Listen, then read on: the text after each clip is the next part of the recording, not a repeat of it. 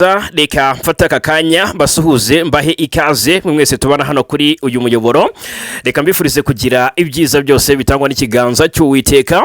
Hanyuma rero ikaze muri makuru yo muri iki gitondo cyo kuri iki cyumweru tariki 15 Werurwe 2026. Tugiye kwibanda ku ngingo z'ingenzi z'amakuru ari kuvugwa ku mutekano, politiki na diplomasi mu karere ka Afrika y'ibiyaga bigari. Twibanda kuri situation ku butaka bw'Urasirazuba bw'igihugu cya Repubulika Iharanira Demokarasi ya Kongo. Nyemerera babwire ko wa munsi twari tumaze iminsi tubabwira ko ugomba kubamo cyangwa se gutangizwaho ibitero karabutaka mu gihe Ovira ku ruhande rwa coalition, abarwana ku ruhande rwa guverinoma Kinshasa ngo bagomba kugaba ibitero ku birindiro bya M23 biri muri axe za Sange. Ndagira ngo babwire ko umunsi wageze, dore ko nk'ubwo ngubwo byari kuri iki cyumweru nyine tariki 15 Werurwe.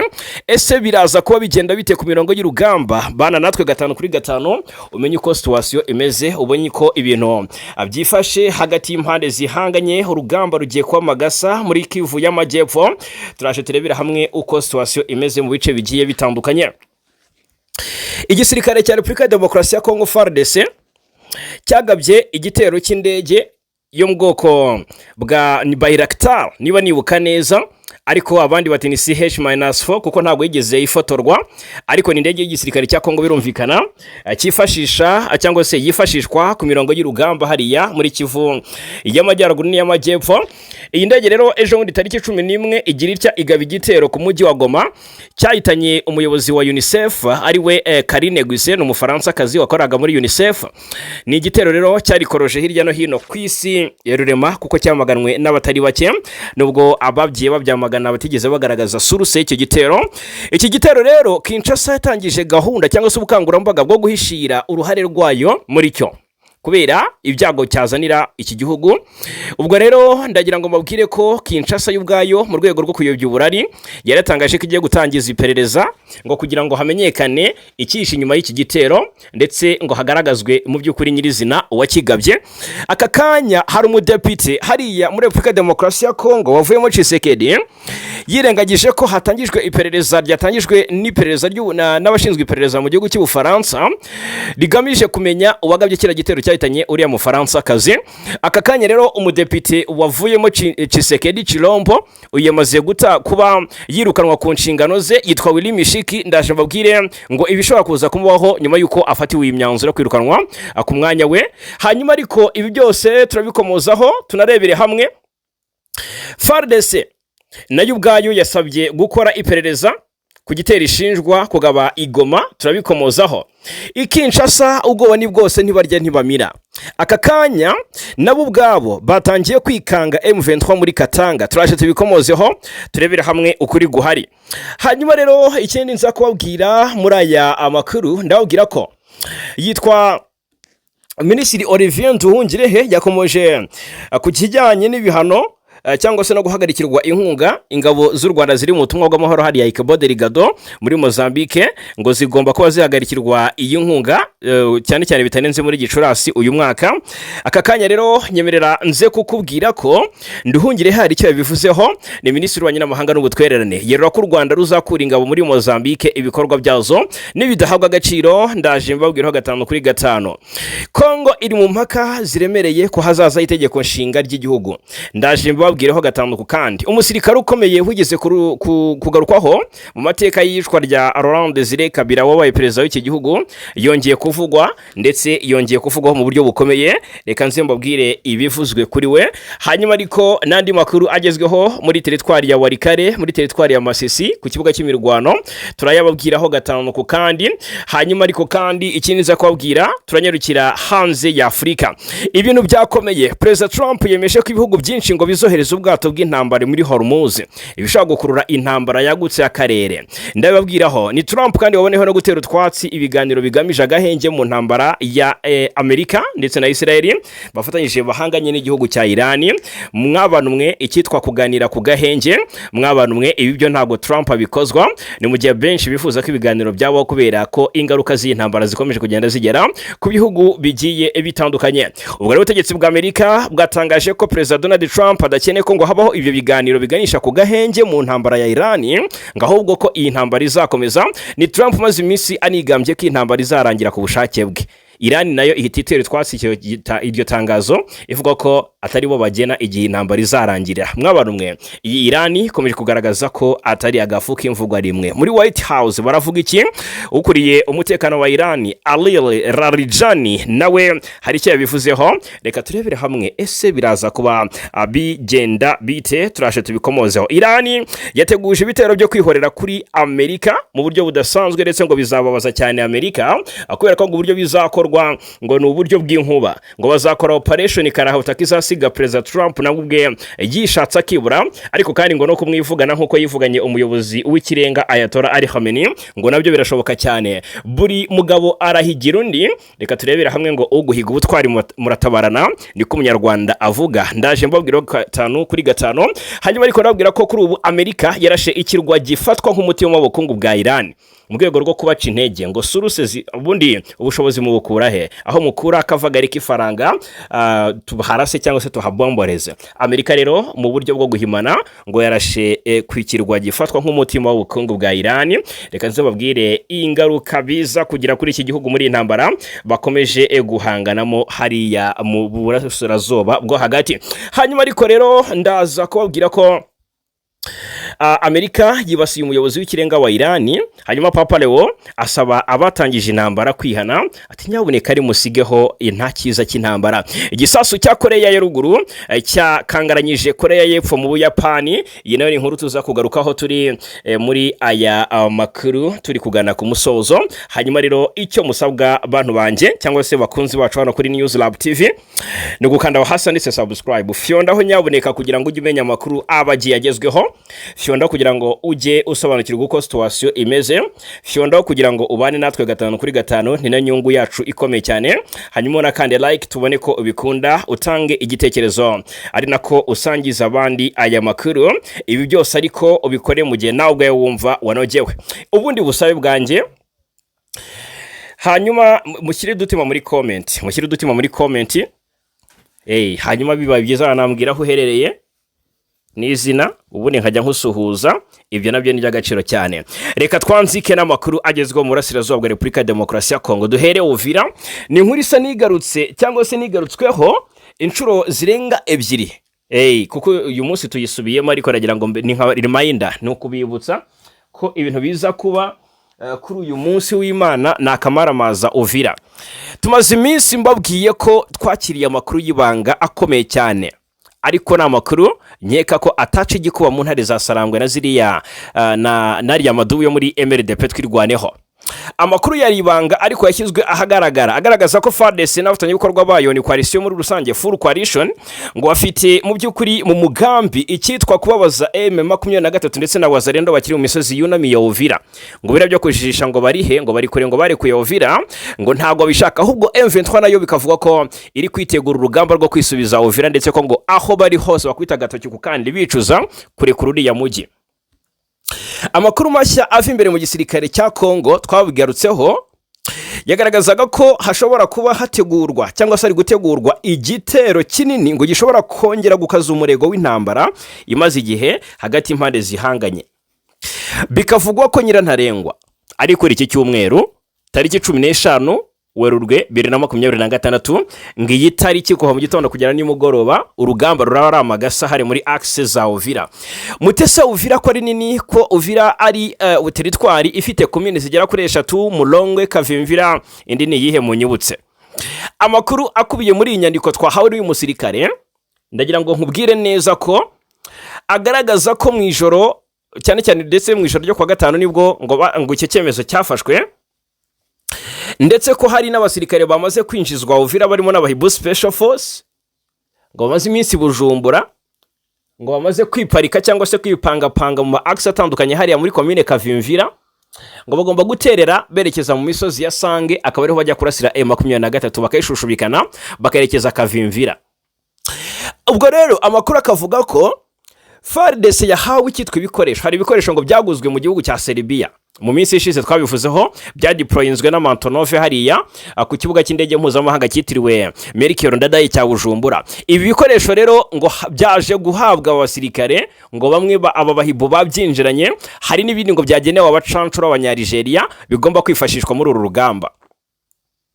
amakuru akavuga ko ngo hari gahunda ya FRDC ikomeye cyane ndetse ntayiganyizwa ndetse itagomba gukomwa mu nkokora uko byagenda kose, ndetse ngo bizeye umusada w'izi drone, dore ko amakuru avuga ko baguze izindi drone zigera kuri 50 mu Bushinwa. Izi drone rero ngo zizeweho kuba ziza gufasha hejuru mu kirere aho M23 iza kwihagararaho ikigira ibamba hasi ku butaka, ngo izi drone nizo ziza gukorera mu ngata abaza kuba bari hasi ku butaka, ngo ziraza kuba ziyobowe n'abari abafaransa bari Kisangani mu ntara ya Chopo, niko amakuru abivuga. Noneho iyi gahunda igamije gutangiza intambara karabutaka yagutse ngo mu rwego rwo kwisecyuriza cyangwa se kwiha umutekano muri Uvira, kuko FARDC ari ihagenzura, ngo baritega ko cyangwa se barabiteze ko M23 yabatungurika bukubita imfunira ikabinjirana muri uyu mujyi. Ubwo rero bagiye kwirukana mu bice bya Sange n'ahandi hagiye hatandukanye. Amakuru akomeza avuga ko icyo gikorwa cya coalition ngo kizitabirwa n'imitwe myinshi isanzwe ifatanya na FARDC mu mirwano iri kubera muri Kivu y'Amajyepfo n'iy'Amajyaruguru. Uyu musirikare waduhamirije aya makuru akavuga ko ingabo za Congo FARDC zizakorana n'abafatanyabikorwa barimo ingabo z'u Burundi FDNB, ndetse ngo hari n'ibonera kure nazo bishoboka ko ngo zamaze kwinjizwa hariya Uvira, zimaze iminsi zitorezwa hariya mu kibira zitozwa ngo n'aburuhu rwera bitatangajwe ngo ni bande, ndetse ngo hazakoreshwa rwose n'udushoka. Hari abakomando kabo hariwe mu gisirikare cya Kongo baturutse Lubumbashi ngo bazakwifashisha n'udushoka hasi ku butaka.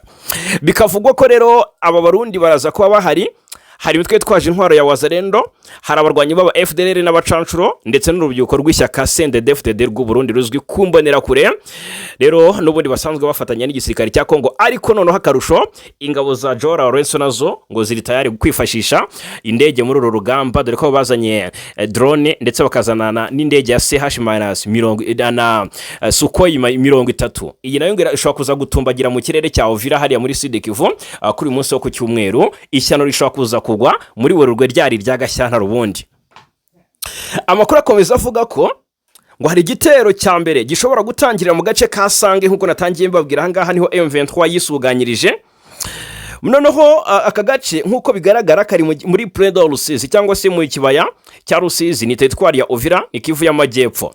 Ariko ngo nyuma yaho gato amakuru arashimangira ko ingabo ziteganyijwe gukomeza ibikorwa byazo cyangwa se ama operation karahutaka zerekeza mu duce twa Kamanyola. Ariko Kamanyola ngo siho gusa kuko siho target, ahubwo ngo kubageza kure y'umujyi wa Uvira kugira ngo batongera gusunutsa amazuru berekezayo, ngo n'ahandi hafi y'umupaka uhuza Republika ya Demokarasi ya Kongo n'u Rwanda bagomba kubambutsa bakanaboneraho guhita bashinga icyitwa Maritirari hariya muri axe zihuza Kongo cyangwa se ku mpaka uhuza Kongo ndetse n'u Rwanda n'u Burundi. Birumvikana cyane rero muri Predo Rusizi ahangaha. Mwabantu mwe nimbabwira nta makoro y'ubutasi twahawe abakomeye cyane agira ngo mujye muyatega amatwi kuva ku munota wa mbere kugera kwa nyuma musobanukirwe uko situation ibimeze hasi ku butaka n'ibyanga hejuru mu kirere. Umunyangola umunyarigeria barafatanya ngo barotse umuriro kuri M23 barayirukana Sange bayishushubikane jugujugu ngo kibunamo amaguru niyo gahunda coalition ifite. Nagira ngo mubyumve neza. Uyu musirikare nta cyatatubwiye yadusangije ubwino ngo ibyateguwe byose na Tshisekedi yabitubwiye ahangaha. Ntago ndahangaha rero nanjye ngo ngende mpishibanga ngiye rwose mbagomba guhitangira gute bibatangariza.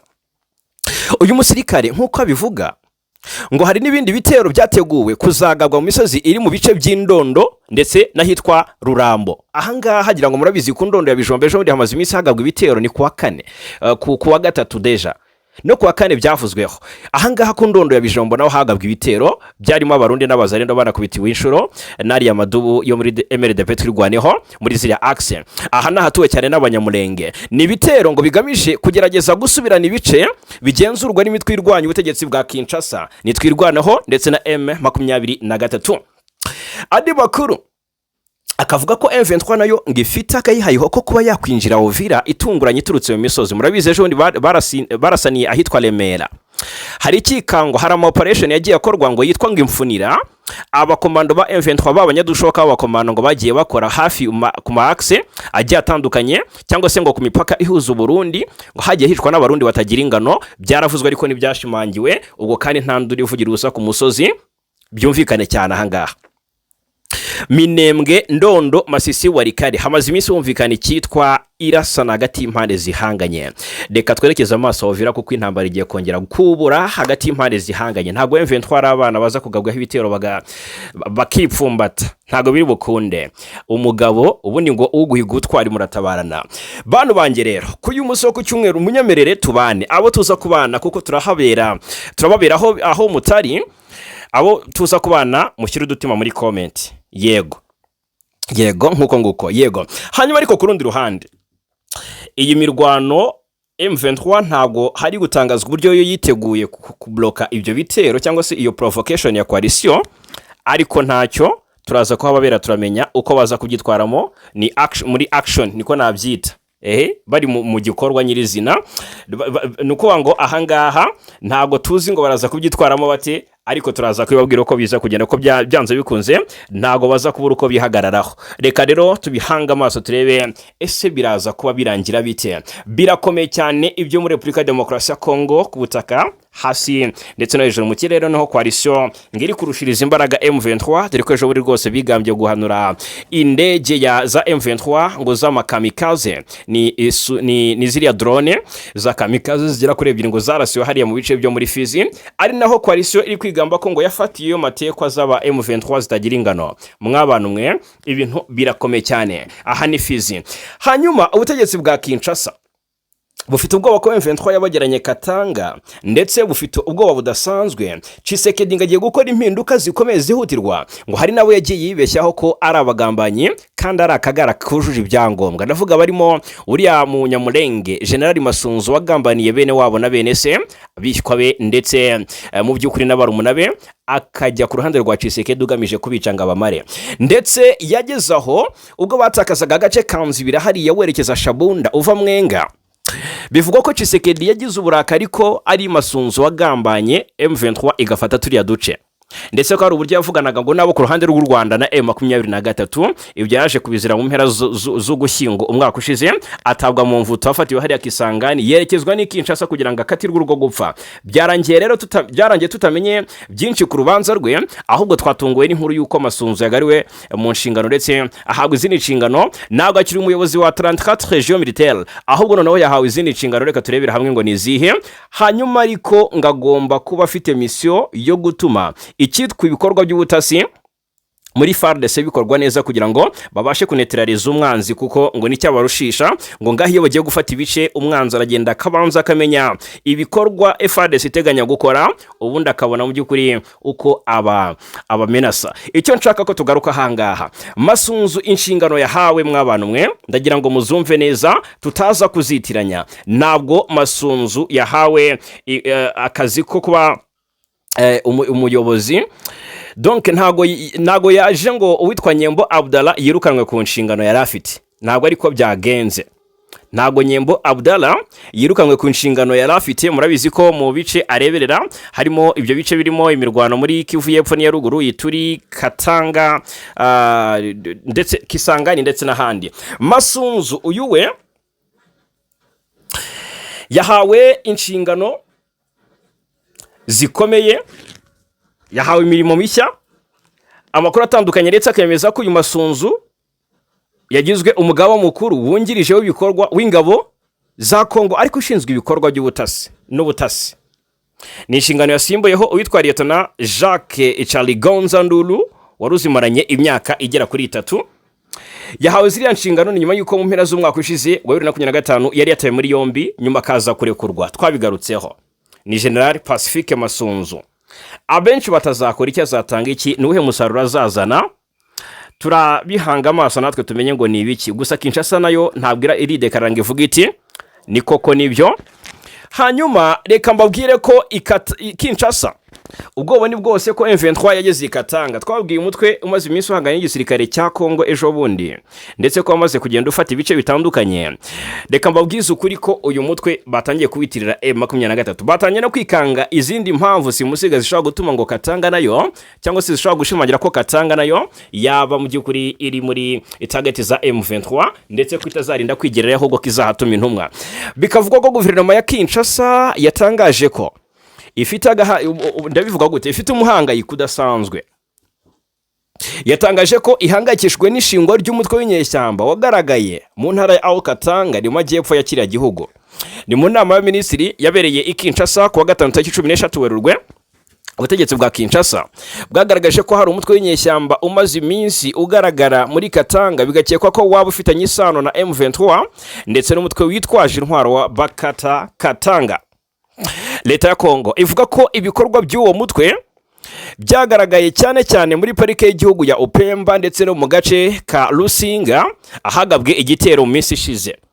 Uyu muvugizi wa guverinoma ya Kongo yitwa Patrick Muyaya yagize ati turi kubona ibimenyetso by'uko hari umutwe w'inyeshyamba uri kugaragara hano muri Al-Katanga ushobora kuba ufitanye isano na M23 ndetse ukaba ufitanye isano rinini n'umutwe wa Bakata Katanga. Ati turahamagarira inzego z'umutekano n'abaturage gukomeza kuba maso no gukorana bya hafi kugira ngo hakumirwe icyahungabanya uyu mutekano. Kinshasa ikavuga ko ibyabaye bigaragaza ko hari imitwe y'inyeshyamba cyangwa se imitwe yitwara gisirikare iri kugerageza gutegura kugumuka kw'abaturage cyangwa se nk'ukwagaragaye mu burasirazuba bwa Kongo, aho M23 imaze kwigarurira ibice bimwe na bimwe cyane cyane mu ntara y'Kivu y'Amajyepfo n'iy'Amajyaruguru. Guverineri w'intara ya Katanga yatangaje ko ingabo zoherejwe guhiga abarwanyi bagabye ibitero no kugarura ituze. Guverinoma ya Kongo yashimangiye ko ari ngombwa gukumira ko uwo mutwe w'inyeshyamba wakomeza kwaguka, aho leta ya Kongo yo mu by'ukuri yatangaje ibi nyuma y'iminsi mike umutwe witwa Mouvement Debout Katanga pour la Libération du Congo cyangwa se MDKC utangaje ko wamaze gutangiza intambara karabutaka mu rwego rwo kubohora intara ya Katanga ndetse n'abanyekongo muri rusange babohora ubutegetsi bw'igitugu bwa Perezida Tshisekedi. Umuvugizi w'uyu mutwe yitwa Colonel Ngoyi Kumwimba Tiger, uyu mwitangazo yasohoye ejo ndi kwa gatanu tariki 6 Werurwe, yavuze ko rwose abarwanyi bawo bamaze kwigarurira uduce twinshi, uduce nka Lusinga, uduce nka Nkonga two muri teritwari ya Mitwaba ni mu ntara ya Katanga, ndetse urugamba rurakomeje maginga ya. Iyi MDK kandi ikomeza ivuga ko igomba guca igikuba Kinshasa ikibura ikayinyeganyeza Tshisekedi akibura. Bikavugwa ko ibihe Katanga n'abaturage bayo cyo kimwe na Repubulika ya Demokarasi ya Kongo muri rusange bari kunyuramo birenze urugero rwo kwihanganirwa. Uyu mutwe washinje Perezida Tshisekedi cyangwa se washinje Perezida Tshisekedi n'ubutegetsi bwe ko bafunze inzira zose z'ibiganiro by'ukuri hagati y'abanyekongo, bahitamo gushyiramo cyangwa se gushyiraho igitekerezo kimwe cyonyine cyo guhindura itegeko nshinga ryiswe itegeko ry'abanyamahanga. Tukivuga ku bijyanye n'itegeko nshinga n'impinduka zigomba kubaho cyangwa se n'ingaruka byagira, Kinshasa ndagira ngo mabwire ko kuri ubu impaka ni zose, ndetse n'impaka amakuru agaragaza ko zishobora kubiza ngo turwane bitewe no kutumva neza iyi gahunda yo guhindura itegeko nshinga Tshisekedi ashaka gukoresha kugira ngo yongere mu by'ukuri yiyamamarize kuyobora iki gihugu, yiyamamarize kuyobora Repubulika ya Demokarasi ya Kongo, dore ko amakuru avuga ko noneho ari wo mugambi afite. Mw'abantu mwe reka mbabwize ukuri ko ibintu bitoroshye naka na gato ku hazaza ha Kongo. Rero impaka ni zose mu bayobozi b'i Kinshasa.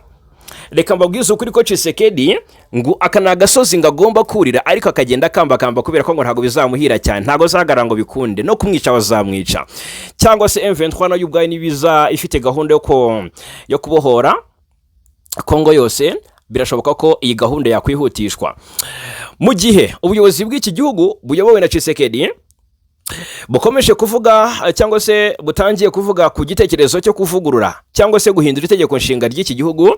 Impaka zikomeye zatangiye kugaragara mu banyepolitiki, mu busesenguzi ndetse no mu baturage muri rusange. Icyakora n'ubw'ingingo iri kuganirwaho cyane mu ruhame kugeza ubu nta nyandiko ifatika irashyikirizwa inzego zibishinzwe, bituma rero mu basesenguzi bavuga ko ibiganiro biri kuba bikiri mu rwego rw'ibitekerezo bya politiki n'isesengura rusange ko nta kiraba. Reka mbabwize kuri ko ibi bibaye mu gihe Kongo iri mu bihe bikomeye by'umutekano muke. Turi kubabwira ntago rwose amakuru ajyashira tutabwiye aho barasaniye cyangwa se bategura kurasanira, birumvikana cyane. Abaturage abo mashyaka atandukanye nka DPS, andi mashyaka atavuga rumwe n'ubutegetsi, ntago yumva neza iyi gahunda. Abitwa Joseph Kabila bashinze ihuriro Sovora RDC, abitwa ba Modeste Bahati Lukwebo n'abandi batandukanye. Ejo bundi mu kiganiro n'abanyamakuru, Vice President wa kabiri wa Sena Modeste Bahati Lukwebo yabanje kugaragaza ko ngo atashyigikiye ihindurwa ry'itegeko nshinga nyuma yo kwisubiraho ku magambo ye ibintu byatumye iyi ngingo irushaho kugarura cyangwa se gukurura impaka ku rwego rwa politiki. Kudashyigikira ihindurwa ry'itegeko nshinga, ndagira ngo mubyumvereza, uri visi perezida wa kabiri wa Sena, birumvikana cyane ko muri abasenateri nyirizina nabo ubwabo ntago baba bumva icyo kintu, cyangwa se iyo gahunda umukuru w'igihugu aba afite ntago baba yumva kimwe, ntago bayivugaho kimwe. Nubwo yaje gusa naho rwose yigarura, agasa n'usabye imbabazi ko atari kubyo yari yapanze gutangaza, ko abanyamakuru biyumviye ibyabo bakanabikuririza, ariko ntago ariko byagenze, ahubwo ni kwa kundi ubona wamanitse agati wicaye wajya kukamanura bikagusaba guhaguruka. Ahangaha ariko biraza kumugora kubera ko nawe ubwo ari kwikanga ko no mu bayobora harimo abagambanyi. Ngibi byatumye rero atangira kugenda nirukana bamwe mu basirikare bakomeye bafite amateka akomeye muri iki gihugu, ndetse nk'ufite ipeti rya uyu nguyu harya di afite ipeti rya uyu nguyu wavuzweho cyane uruhare mu rupfu rwa Laurent Desire Kabila. Uyu musirikare ukomeye cyane rwose mu gisirikare cya Kongo yakatiwe, yitwa General Edi Kapende Faustin. Uyu nguyu ntabwo ari ni full general ubundi. Amakuru avuga ko uyu deja yamaze gutabwa muri yombi, ndetse ibivugirwa Lubumbashi avuga ko uyu Edi Kapende yatawe muri yombi n'inzego z'umutekano za leta Kongo, ariko ngo nta cyaha ashinjwa uretse kumutinya cyangwa se gutinya ko ibyo yashoboye gukorera Laurent Desire Kabila ngo na Tshisekedi ku ruhande rwa Tshisekedi yabikora, kuko n'umwe mu basirikare bagize uruhare rukomeye mu mateka y'igisirikare cya Kongo, cyane cyane mu gihe cy'ubutegetsi bwa Laurent Desire Kabila muri za 1996, 1998 ndetse n'intangiriro z'umwaka wa 2000. Uyu ngo yari umwe mu bantu ba hafi b'uyu muyobozi, aho yakoranaga nk'umujyanama perezida mu by'umutekano, ndetse akanamufasha mu bikorwa bya gisirikare. Uyu rero Kapende icyo azwiho cyane mu gisirikare cya Kongo mu gihe cy'intambara ya mbere n'iya kabiri ya Kongo, igihe ingabo zari ziyobowe na Laurent Desire Kabila zarwanaga n'ubutegetsi bwa Mobutu Sese Seko. Nyuma y'ifatwa ry'ubutegetsi muri 1997, uyu Kapende yakomeje kugira uruhare rukomeye mu mutekano w'umukuru w'igihugu ndetse no mu miyoborere y'ingabo za leta. Uyu rero amakuru aravuga ko, cyangwa se arahamya ko Tshisekedi yamaze kumuta mu mvuto, ntiharatangazwa impamvu, ariko ngo urwikekwe rwose ko yaba ari umugambanyi. Ibi byose rero ariko ntabwo biratangazwa ngo bivugweho rumwe. Hanyuma Tshisekedi agira atya abatangaza ibyamucisha umutwe, ati mwebwe rwose ntabwo mugomba kurara ku nshingano. Yafashe umuzalendo kabuhariwe witwa Willy Mishiki aramwivuna. Uyu Willy Mishiki yasize ikintu gikomeye, yakosheje. Yagiranye ikiganiro na TV5 Monde bifitanye isano na kiriya gitero cy'Igoma. Noneho ni ikiganiro cyasohotse ejo tariki 11 Werurwe. Depite Mishiki uhagarariye teritwari ya Walikale mu nteko ishinga amategeko ya Kongo atangaza ko wazalendo iri kwisuganyiriza muri parike ya Virunga kugira ngo yisubize umujyi wa Goma. Uwo ari umugambi yashyize hanze, kandi ibi ngibi ngo niho guha amakuru aduyi.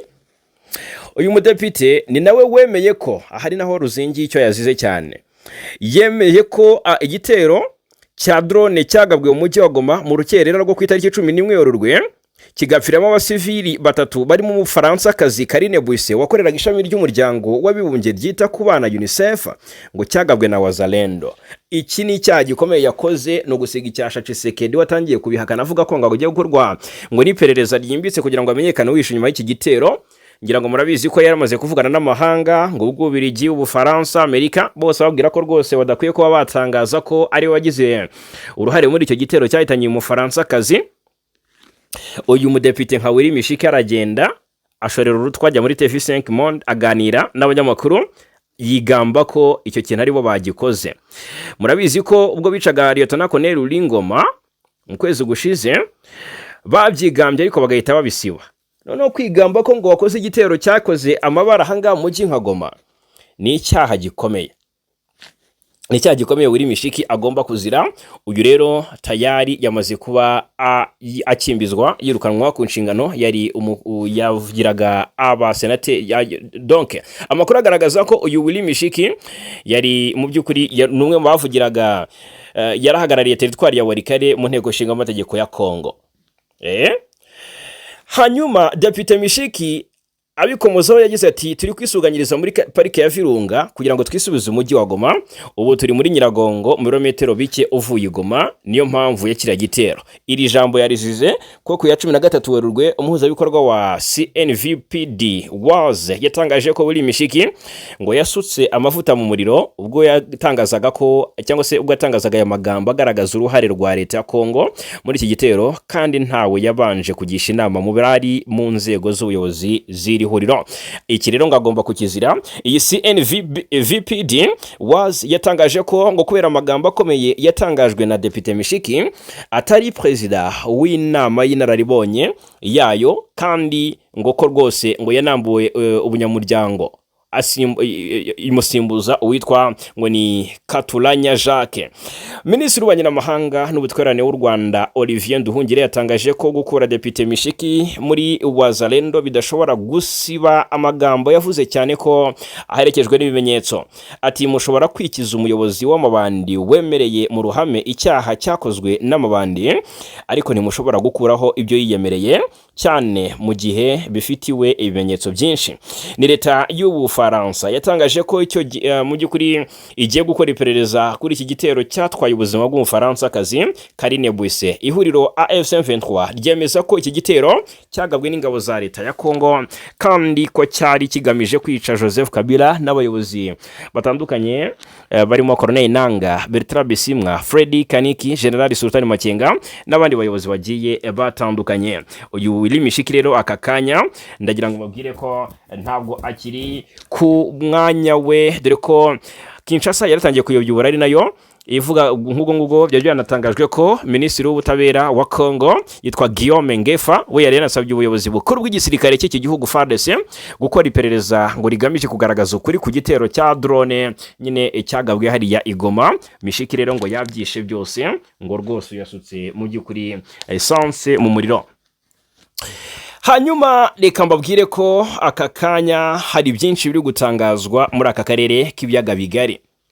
Reka tuve Kinshasa gato tugaruke kuri tele cyangwa se ku kibuga cy'imirwano, turebera hamwe n'iki kiri gutangazwa n'iki kiri kuvugwa magingaya. U Rwanda hari icyo rwavuze ku nkunga European Union iha igisirikare cy'u Rwanda RDF ishobora guhagarikwa nk'uko amakuru abigaragaza. Amakuru yashimangiye ko amujye uyu muryango w'ubumwe bw'ibihugu by'Uburayi ushobora kuza guhagarika akayabo kangana na miliyoni 20 z'amayero ugenera ingabo z'u Rwanda RDF ziri mu butumwa bwo muri Cabo Delgado. Ubwo rero ndaje mbabwire mu by'ukuri icyo u Rwanda rubivugaho. Nabonye Minisitiri w'Ububanyi n'Amahanga n'Ubutwererane abivugaho, ariko kandi n'umuvugizi wa guverinoma y'u Rwanda Yolande Makaro hari icyo yari yabitangajeho. Hanyuma ariko reka mbabwire ko muri Masisi yitwa Boniface Malimingi niwe wanditse iyi nkuru, ni umwe mu banyamakuru b'ikinyamakuru Actualité. Avuga ko mu by'ukuri hari ituze ryagarutse muri Bashali Mukoto muri teritwari ya Masisi nyuma y'imirwano yabaye ku munsi wo kuwa gatanu ndetse no mu gitondo cyo kuwa gatandatu hagati ya Alliance Fleuve Congo M23 ihanganye na VDP Wazalendo na FARDC. Amakuru akavuga ko habaye imirwano ikomeye cyane ikabera muri axe za Kashuga, cyane mu mudugudu wa Ibuga. Humvikanye amasasu y'imbunda ziremereye n'izoroheje, ndetse birangira rwose haguye benshi ku mpande zombi, bitatangajwe ngo umubare ni bangahe. Aha rero ngituze risa n'iryagarutse nubwo ubwoba ari bwose mu baturage. Ubwo abasenga ni basengere abari muri ziriya karitsiye za Bashali Mukoto nka Kashuga, hano mu midugudu nka Ibuga n'ahandi hagiye hatandukanye. Humvikanye imirwano ikomeye, imirwano karabutaka hagati y'impande zombi zihanganye.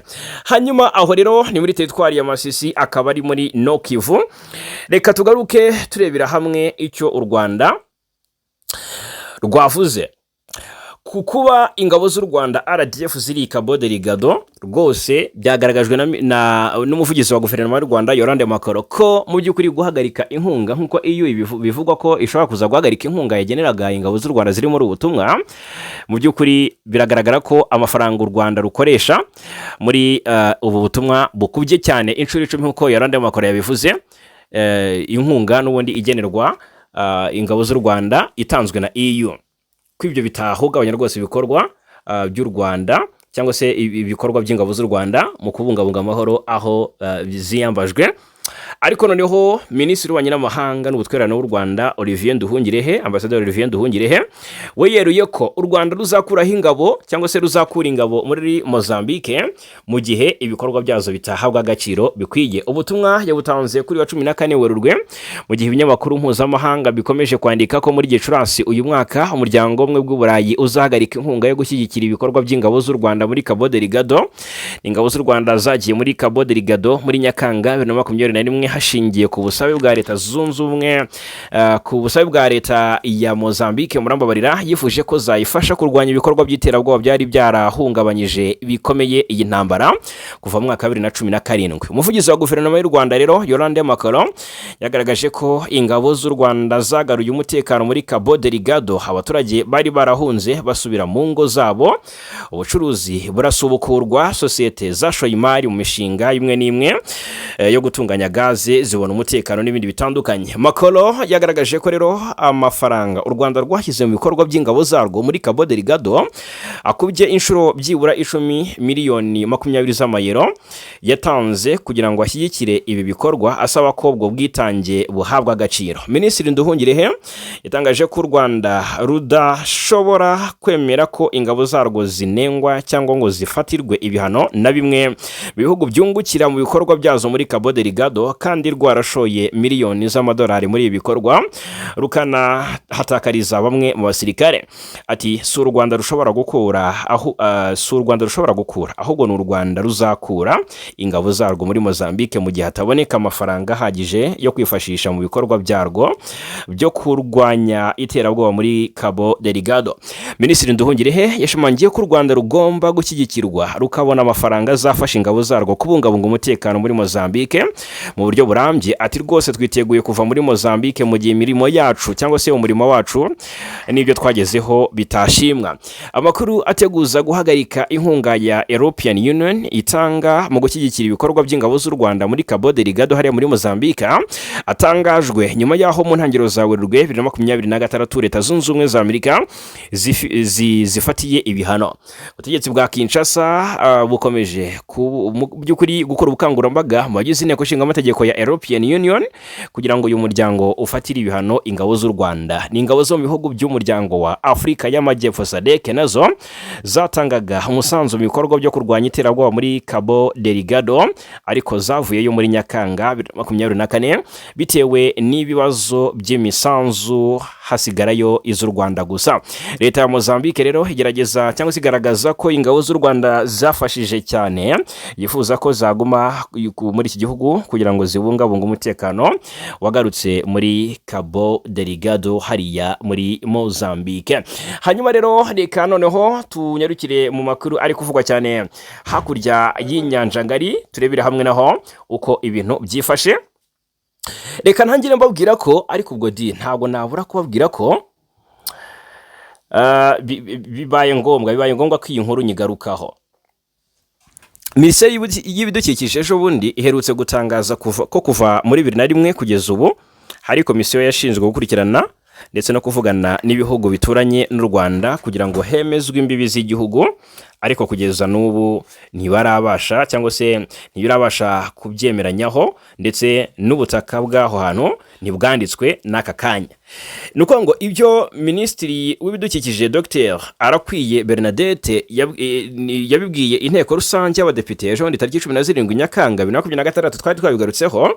Yari yavuze ko mwaka 2000 aribwo urugendo rwo kugira ngo imbibi z'u Rwanda ndetse n'abaturanyi zemeranyweho rwatangiye, ubwo guverinoma yemezaga ko hajyaho itsinda ribikurikirana. Agira ati mu rwego rwo gukemura ibibazo by'imipaka y'u Rwanda n'ibihugu duhana imbibi ku ya 20 Ugushyingo mwaka 2000 inama y'abaminisitiri yemeje ko hajyaho komisiyo ishinzwe ibyo bibazo igizwe n'abaminisitiri batandukanye.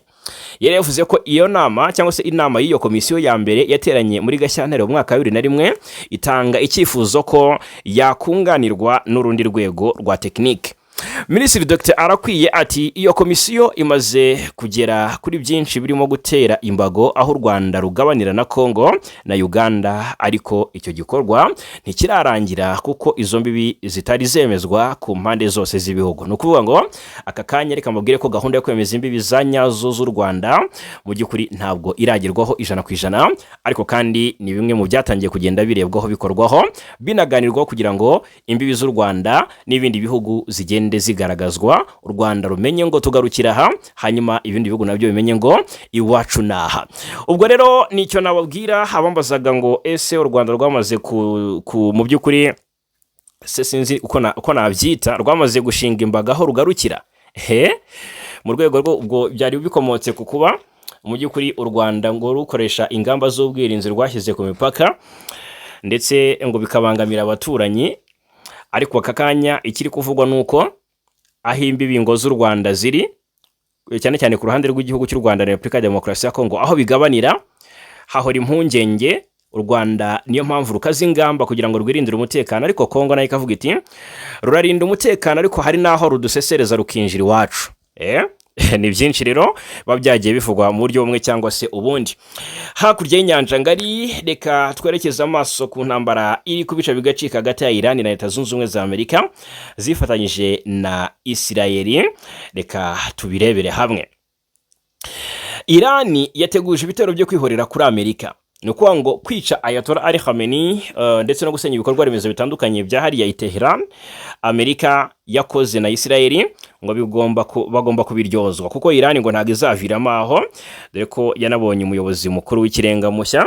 Umuvugizi w'ingabo za Iran yagize atyasaba abaturage bo muri Leta Zunze Ubumwe z'Abarabu kuva ku bibuga by'indege, ngira ngo mubyumve neza, ubwihisho bwo ku byambu cyangwa aho abanyamerika bihisha. Yemeza ko ingabo za Amerika zagabye iki gitero zari muri ibyo bice, agira ati turamenyesha abayobozi ba United Arab Emirates ko Iran ikoresha uburenganzira bwayo bwo kurengera ubusugire bwayo binyuze mu kurasa ahaturutse misile z'abanyamerika ku byambu by'ubwato ndetse ahashyirwa imizigo naho abasirikare ba Amerika bihishe mu mijyi imwe ya United Arab Emirates. Minisiteri y'ububanyi n'amahanga ya Iran rero yavuze ko uzarasa ku bikorwa remezo byayo wese bazahita bamusubiza nta kabuza. Minisiteri y'ingabo ya Iran yatangaje ko barashe misiri 9 na drone 33 mu gitero cyagabwe kuri United Arab Emirates kuri 14 Werurwe 2026. Iran rero yasabye abaturage bose bo ku cyambu cya Jebel Al muri Dubai, Khalifa muri Abu Dhabi ndetse na Fujairah ahitwa ngo ni Fujairah kuva cyangwa se kuhava kuko ngo bateganya no kurasa ngo ku mashami y'abanki z'abanyamerika ziri muri ako gace. Iyi rero uyu ni umuburo watanzwe. Iki cyambu cya Fujairah cyo kinyuzwaho mu by'ukuri utugunguru twa lisansi 1 miliyoni buri munsi, bingana na 1% by'ibicuruzwa byose ku isi, byicuruzwa byose hose ku isi. Byumvikane ko ni icyambu cy'ingenzi cyane. Iran rero yahamije ko inzira ya Hormuz ifunguye ariko ariyo iyigenga aka kanya ngo nibo bari kugenzura iyi nzira ya Hormuz. Harabifuza ko habaho icyitwa ibiganiro bakemeranya agahenge, ariko Amerika yabiteye twatsi iravuga iti nta by'agahenge turakomeza turasane. Hanyuma Trump we yagize atya mu by'ukuri yemeza ko ngo ibihugu byinshi bizohereza ubwato bw'intambara muri Hormuz nkuko amakuru abivuga. Ubwo reka tugenjiremo, ariko ibijyanye n'agahenge Amerika yabyigaramye. Hanyuma ariko aka kanya biravugwa ko Amerika ikomeje guprovoka Iran yirasaho mu buryo budasanzwe, ndetse Perezida Leta Zunze Ubumwe za Amerika Donald Trump mu ijoro ryo ku ya 13 rishyira ku ya 14 yaratangaje ko ingabo z'igihugu cye ngo zabashije kurasa ndetse zisenya ibirindiro by'ingabo za Iran biri ku kirwa cya Karg gifatwa nk'umutima w'ubukungu bwa Tehran. Uyu mukuru w'igihugu yagize ati mu kanya gashize hashingiwe ku bwirinzi murambabarira cyane, hashingiye ku ibwiriza ryanjye ingabo za Amerika zikorera mu burasirazuba bwo hagati zagabye kimwe mu bitero bikomeye mu mateka y'uburasirazuba bwo hagati, zisenya burundu ibirindiro bya gisirikare ku kirwa cya Karg. Trump yatangaje ko yafashe icyemezo cyo kudasenya ibikorwa remezo by'ibikomoka kuri peteroli biri muri kiriya kirwa, ariko ko Iran cyangwa se abandi bari kuyifasha mu ntambara yatangiye tariki 28 Gashyantare 2026 niba akomeza kugerageza gufunga umuyoboro wa Hormuz nawe azisubira. Igisirikare cya Iran cyatangaje ko kurasa ibikorwa remezo by'ibikomoka kuri peteroli ndetse n'iby'ingufu bya Tehran bizatuma nacyo gisenya ku kanya iby'ibigo byo mu burasirazuba bwo hagati bikorana na Amerika bihinduka umuyonga. Mu gitondo cyo ku itariki 14 Werurwe ibinyamakuru byegamiye kuri leta ya Iran byatangaje ko nta bikorwa remezo by'ibikomoka kuri peteroli biri kuri iki kirwa cya Karg byangijwe n'iki gitero. Gusa iki kirwa cya Karg kiri mu majyaruguru y'uburengerazuba bw'umuyoboro wa Hormuz hafi y'umujyi wa Bushehr ukora ku nyanja. Igice kinini cy'ubutaka bwacyo bukaba bufite ubuso bwa kilometero kare 20 cyuzuye ibigega by'ibikomoka kuri peteroli byinshi nk'uko amakuru abivuga. Mwabantu mwe ibintu ntabwo byoroshye n'aka na gato hagati y'impande zombi. Hanyuma ubwo rero bifuzaga ibiganiro sasa, dore icyo ubutegetsi bwa Amerika bwatangaje kubifuza ibiganiro. Bwavuze ko Donald Trump ngo adakeneye ko habaho ibiganiro biganisha ku gahenge muri intambara ye na Iran, ngo intambara ahubwo izakomeza. Umuyobozi muri White House yagize atabwira Reuters ko Trump yateye utwatsi igitekerezo cy'ibihugu bimwe na bimwe byo mu burasirazuba bwo hagati by'umwihariko ngo byumvaga ko habaho ibiganiro biganisha ku gahenge. Amerika ivuga ko Iran yanze agahenge mbere hose kugeza igihe Amerika na Israel biyigabyeho igitero. Uwatanze amakuru avuga ko Trump ashishikajwe no kurwana intambara ngo ace intege ubushobozi bwose bwa gisirikare bw'iki gihugu. Undi mukozi muri White House ati rwose ntabwo ibyo bimushishikaje nonaha, ndetse turakomeza gahunda rwose, turakomeza intambara, wenda hari umunsi bizaba ariko ntabwo ari ubu. Trump avuga ko hashobora mu by'ukuri kuba abayobozi bashya ba Iran batangaje ko bashaka ibiganiro kandi ko bizaba. Ubu Operation EPC Fury ngirakomeza. Hanyuma ariko kandi White House ikavuga ko ukuriye umutekano wa Iran ari we Ali Larijani na Minisitiri w'Ububanyi n'Amahanga Abbas Araghchi bashatse kunyura muri Oman kugira ngo habeho ibiganiro bigamije agahenge mu ntambara bishobora kugirwamo uruhare na Vice President wa Amerika JD Vance, ariko ntibyemera. Intambara ya Amerika na Iran yatangiye ku 28 Gashyantare. Amerika ivuga ko rero ishaka guca intege umugambi wa Iran wo gukora intwaro za nuclear, n'amaginga rero impande zombi zirakyesurana, n'amaginga ya buri ruhande ruracyarasa ku rundi. Ibintu byacitse byadogereye hagati impande zombi zihanganye. Papa Leo arasaba ibihugu byose biri muri intambara guhagarika intambara ndetse bikihana. Ibise birumvwa ni ikibazo kibazwa igisubizo kikabura. Reka dusoreze amakuru yacu kuri inkuru y'igisasu cya Korea y'Epfo, mu Korea ya ruguru ngo cyakangaranyije Korea y'Epfo, ariko kandi ngo n'Ubuyapani. Ni Korea ya ruguru yarashe igisasu cyerekeza mu nyanja mu cyerekezo kigana mu nyanja y'Ubuyapani, nk'uko Korea y'Epfo mu Buyapani cyerekeza mu nyanja y'Ubuyapani, nk'uko Korea y'Epfo n'Ubuyapani mu by'ukuri byabitangaje. Aho Tokyo yavuze ko bishoboka ko yari misile iri ballistique. Iyi misile iri ballistique ni intwaro iraswa ikoresheje rokete ifite imbaraga nyinshi igatuma izamuka cyane mu kirere. Nyuma yo gusunikwa na rokete iyizamura, iyo misile ikurikira inzira igoranye mu kirere imeze nk'iyo umupira ugira iyo utewe. Hanyuma rero igeze ku rwego rwo hejuru mu rugendo rwayo ntibigikoresha moteri yayo, ahubwo ikomeza urugendo iganaho igenewe kugera, ibitewe ahanini n'imbaraga z'isi, ndetse ubwo n'imbaraga z'isi ziyikurura. Birumvikana cyane izi misile rero ziba zigenewe gutwara umutwaro w'intwaro ushobora kuba ari ibisasu bisanzwe cyangwa se izindi intwaro zikomeye nka za kirimbuzi, iz'imiti yica cyangwa se iz'ibinyabiziga. Bitewe n'ubwoko bwayo rero missile ballistic ishobora no kugenda intera iri hagati y'ibirometero 100 kugeza ku bihumbi byinshi, bigatuma ishobora kugera ku ntego iri kure cyane aho yarasiwe. Hari n'izigezweho rero zishobora kurenga imipaka y'imigabane y'isi zikagera ku ntego ziri kure cyane. Hanyuma rero reka mu by'ukuri babwire ko igisirikare cya Korea y'Epfo cyatangaje ko cyatangaje mu butumwa bugufi icyohereje mu banyamakuru ko icyo gisasu cyarashwe cyerekeza mu nyanja iri ku nkombe z'uburasirazuba bwa Korea ya ruguru. Nta yandi makuru arambuye yatanzwe cyangwa se cyatanze. Abashinzwe kurinda inkombe z'Ubuyapani bo bavuze ko icyo gisasu gisa n'icyaguye mu nyanja.